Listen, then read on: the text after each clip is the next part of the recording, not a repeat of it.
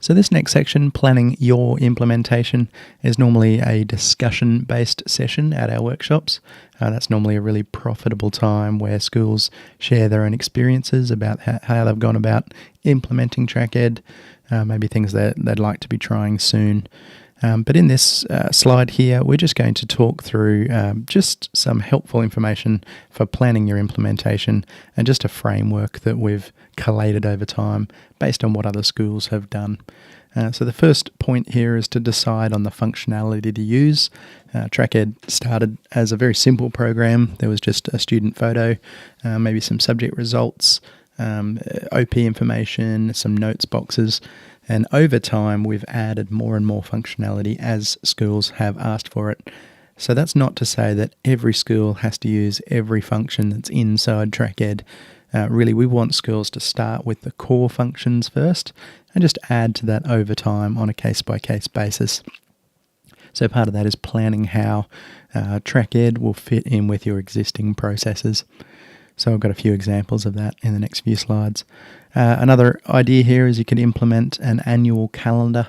So have a look at the big events that happen around your school calendar and work out how TrackEd might fit in with those different events, when you might need certain bits of information up to date and organised and collected and collated, ready for things like coaching interviews and stuff like that happen throughout the school year.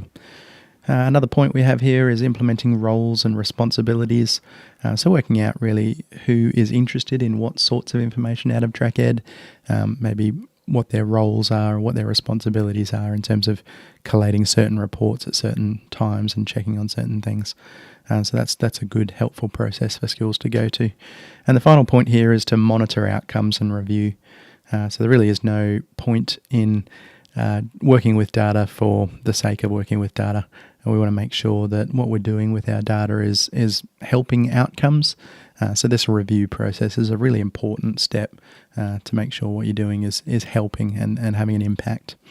So just going through a few slides here.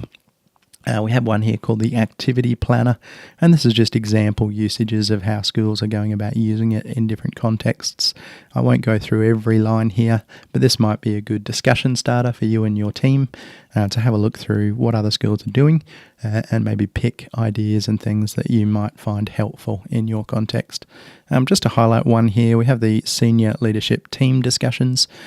So that's often a common one that people will use TrackEd for. So you might have tagged groups of students into tags. So you might pull up maybe a moderate risk group in Year 9 to have a discussion with your team, your leadership team. So the TrackEd information can be on a projector beside your team. You can work through individual students on a case-by-case basis and really look at their current journey, where they're at, come up with an action plan, and discuss their outcomes as a group. So that senior leadership team discussions is a useful one. A bunch of other ideas here that you might want to look at as well. So we have an import guide. So we've talked about this before, but this import guide, the first page of it will list off every import that's in TrackEd. We've added this planning guide column. That really is just a guide, and it does vary based on a school-to-school situation.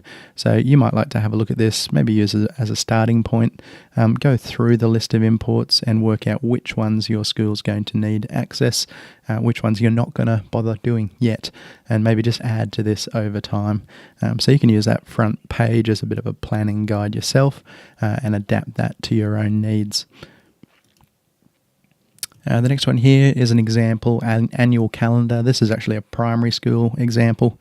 In their situation, they're doing learning plan interviews in weeks 8 to 10 of term 1 and weeks 8 to 10 of term 3. So in order to facilitate those two major events on their calendar, they're importing student summary information week 1, ensuring subject results are up to date, ensuring their NAPLAN data is up to date. They're sending out class list reports via PDF. So that's the TrackEd profile to every single classroom teacher.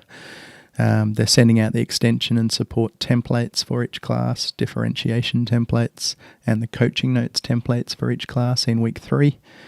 Those are due back in week 7, not the coaching notes, but the first two. Those are imported during week 7 as well. And then everything's ready for those learning plan interviews in weeks 8 to 10. They're having their discussions around the TrackEd profile, and they're filling in the coaching notes file during those discussions, and those then get imported during the next term. So all of that information's logged back into TrackEd. Some other things that they're doing with TrackEd throughout their year is they're using TrackEd to work out awards, so that's for attendance or academic awards.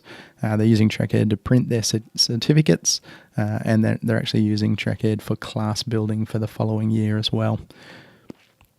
Just an example of an annual calendar that a school has put together, and yours would potentially look differently.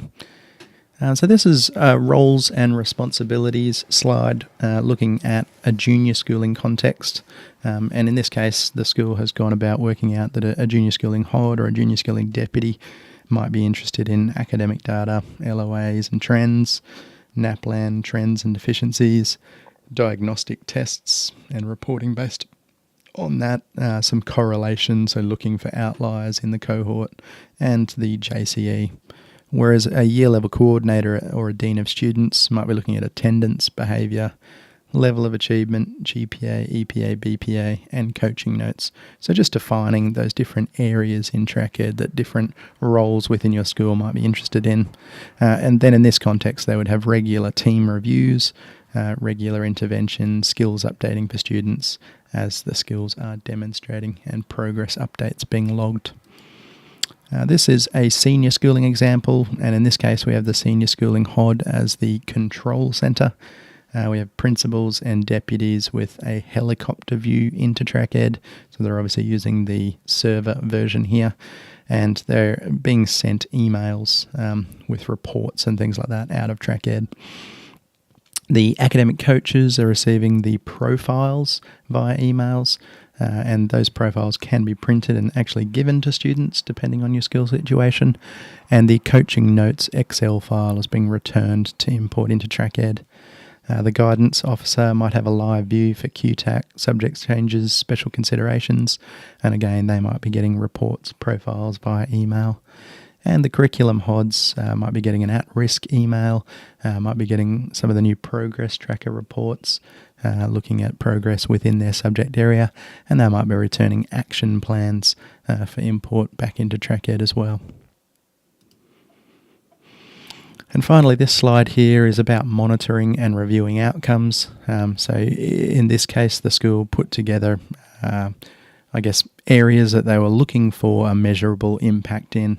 So looking at individual case management through data analysis, data review, they were logging whether they saw a change in academic culture, student engagement, behaviour, pathway choices, QC attainment, which is often a very big one for a lot of our schools, OP outcomes, VET completion, school performance targets, and staff accountability and relationships. So those are just areas that might be a good starting point for you to look at how your data usage is in your school and whether what you're doing is actually making a difference.